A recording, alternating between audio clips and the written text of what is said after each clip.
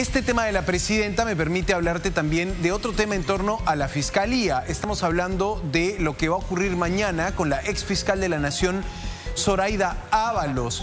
Ella fue fiscal de la Nación durante un periodo que también coincidió con el gobierno de Pedro Castillo, y desde el Congreso están pidiendo su inhabilitación por presunta infracción constitucional. La acusan de haber cometido el delito de omisión de funciones por supuestamente haber suspendido, congelado la investigación contra Pedro Castillo. Recordemos que Zoraida Ábalos en su momento inició una investigación contra el expresidente Castillo por el caso Tarata, por los ascensos militares, por el caso Petroperú, pero dijo: la Constitución me impide continuar con esta investigación, sino hasta que termine Pedro Castillo su mandato. Esa figura que en su momento presentó la fiscal de la Nación, Zoraida Ábalos, le está valiendo una dura crítica en el Congreso, y en el Congreso dicen: usted debió investigarlo activamente, usted pudo hacer más, como en efecto hizo el siguiente fiscal de la Nación, el señor Pablo Sánchez, que inició una investigación activa contra Pedro Castillo. Pero en esta discusión legal se ha presentado una denuncia constitucional contra la doctora Ábalos, y ayer ella quiso defenderse. Y al momento de defenderse alertó que esto es una venganza política, dijo que grupos políticos están en contra de ella. ¿Con qué intención?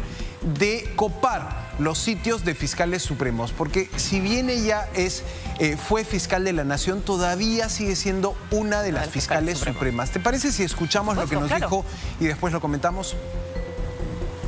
Es un móvil político, porque yo no he violado ningún artículo de la Constitución, no me he demorado. Entonces no queda otra respuesta de que en realidad esto es un intento por copar las instituciones. Yo decido abrir investigación contra el expresidente Castillo el 4 de enero, o sea, menos de 2 meses. No me demoro. Ahora, dirán: sí, pero ¿por qué usted suspende? Nunca se suspendió la investigación, los hechos se seguían investigando. Lo que se suspendió es con respecto a él, no lo podía llamar a declarar. Ahí estaba, ¿no? En todo momento Zoraida Ábalos fue bastante cuestionada, hay todo un debate, algunas investigaciones periodísticas que la vinculan a Martín Vizcarra incluso, ¿no? Que era como que de su grupo de aliados, y por eso hay mucha gente en la derecha especialmente que apunta hacia Zoraida Ábalos, porque se entendió como un blindaje a Pedro Castillo cuando desde la Fiscalía de la Nación salen a decir: el artículo, no recuerdo exactamente el número de la Constitución, impide procesar al presidente. 113. 113 sí. De la Constitución impide procesar al presidente, entonces no se le puede investigar. Y hubo muchos juristas que dijeron: no, esa no es la interpretación correcta. Que no se le pueda procesar, acusar, no significa que no se puedan avanzar las investigaciones. Porque además en el caso Vizcarra, en su momento, se había avanzado con algunas investigaciones. Claro, pero también había quedado en el caso de Martín Vizcarra congelada la investigación hasta ese límite, hasta esa muralla que te ponía la Constitución.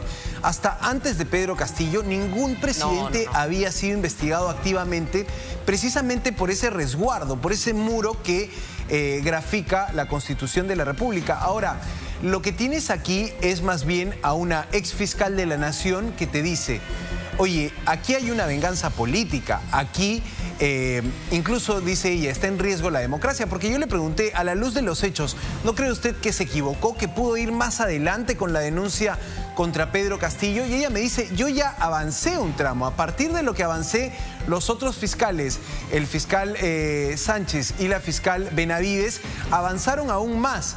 Pero eso no hace que a mí me tengan que cortar la cabeza en el Congreso, porque la sanción es inhabilitación. Y cuando intentábamos preguntarle qué grupos políticos están detrás o cuál sería el intento de copar, ella mencionó un nombre y dijo que si es destituida, si es inhabilitada, inmediatamente la primera en el escalafón que podría obtener el cargo de fiscal suprema es una fiscal que fue adjunta del recordado Pedro Chávarri. Vamos a escuchar este momento porque allí sí lo dijo con nombre y apellido. Lo que sí es que necesitan mi plaza. No hay en este momento plaza, pero si el día 25 logran destituirme, ya queda una plaza. Y tienen ahí a personas en la lista, ¿no? La primera persona el primer lugar lo ocuparía una doctora, Yanina Tapia, que ha sido la fiscal adjunta suprema del doctor Pedro Gonzalo Chávarri. Ajá. Y de alguna manera también escuchaba una entrevista, no la entrevista de ayer, otra entrevista donde se le había preguntado por su tesis, ¿no? Ahora que toda la tesis de la Fiscalía de la Nación está en debate y dice, yo no tengo tesis, yo no he tenido tiempo de hacerla. Entonces también hay una apuntalada hacia la fiscal de la Nación, ¿no? Como que no fueran del mismo grupo. Sí, claro, lo que deja entrever, digamos, la fiscal suprema Zoraida Ábalos es que, claro, ella es incómoda, que quiere en su plaza, que quiere en su puesto y que grupos políticos estarían a favor de destituirla, de inhabilitarla para colocar a un fiscal amigo, a un fiscal allegado. En este caso, dio el nombre de la doctora Tapia como allegada segunda de quien fuera fiscal de la Nación, el doctor Pedro Gonzalo Chávarri. Entonces, ahí tienes un tema también serio, porque de los fiscales supremos sale quien se encarga de la Fiscalía de la Nación, sale el fiscal de la Nación. Reclamaba también Zoraida Ábalos el poco respaldo que tuvo al interior de su mismo grupo de fiscales supremos. Ayer la Junta Nacional de Justicia, en un comunicado, intentaba decirle al Congreso reflexionen respecto a esta votación. Y la entrevista la terminamos ayer con Zoraida Ábalos diciendo: aquí hay una amenaza a la democracia. Si tú como fiscal no piensas como yo político, te borro del mapa. Y ese puede ser el riesgo de lo que sea la votación. Vamos a ver finalmente si en el Congreso se consiguen los votos, si se discute esto. Realmente también el debate que se puede abrir es: ¿la justicia se politiza? ¿Los políticos pueden sancionar de esta manera a fiscales que tendrían que ser independientes, que tendrían que ser autónomos? Vamos a ver cómo continúa esto, pero tuvo su espacio de defensa Zoraida Ábalos. Claro, es interesante, pero también es interesante cómo se maneja la Junta de Fiscales Supremos, porque es un grupo cerrado. Tú entras a ese club y, claro, todos tienen una postura política, todos, por más que digan que no hacen política, de alguna manera sí la hacen. Y en algún momento yo recuerdo cuando Abelino Guillén, que era adjunto de fiscales, trató de llegar a ser fiscal supremo, nunca pudo. Y siempre denunciaba que también ascender al club de estos notables fiscales supremos se vuelve prácticamente imposible. Están afiatados allí y no hay manera realmente de generar un recambio. Y eso también puede hacer que uno mire, más allá de las personas o de los nombres, cómo funciona el grupo de fiscales supremos. ¿Es necesario tener tan poquitos? ¿Podemos tener algunos más? Porque de verdad que es un club bien cerrado y por eso es que se rotan las sillas de quién es el fiscal de la Nación. Claro, no deberían hacer política los fiscales, deberían estar al margen. Pero la Fiscalía es la institución de la República que persigue el delito. Por supuesto, los delitos en los últimos años han estado relacionados con políticos y por allí se puede ver la situación de que es importante quién ocupe la Fiscalía de la Nación. Pero en, digamos, estricto cumplimiento de la ley, los fiscales no deberían hacer política. Ahora, Zoraida Ábalos también recordaba qué congresistas están detrás de esta acusación, de esta denuncia constitucional en su contra. Y tienes a la congresista Patricia Chirinos, tienes a el congresista Ernesto Bustamante, que fue de los que redactó, digamos, la denuncia contra Zoraida Ábalos. Pero también tienes a la congresista Gladys Echaíz, y allí la figura sí resultaba peculiar, porque Gladys Echaíz fue fiscal de la Nación.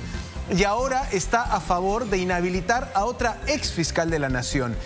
Zoraida Ábalos, por ejemplo, recordaba ayer que Gladys Echaíz archivó denuncias contra el presidente Alan García y decía cómo una ex fiscal de la Nación ahora podría promover mi destitución si en su momento hizo por lo que hoy se me está criticando a mí. Vamos a ver qué pasa. Un caso complejo, sin duda. Sí, complejísimo. Esto ocurrirá mañana. Recordemos que hoy hay pleno del Congreso, un pleno temático, pleno agrario, donde se están impulsando normas que podrían ser beneficiosas para el agro peruano. Mañana habrá otro pleno donde se verán, entre otros temas importantes, lo de Zoraida Ábalos, pero también el cambio de ley para que pueda viajar la presidenta con una votación casi garantizada a favor de estos viajes presidenciales.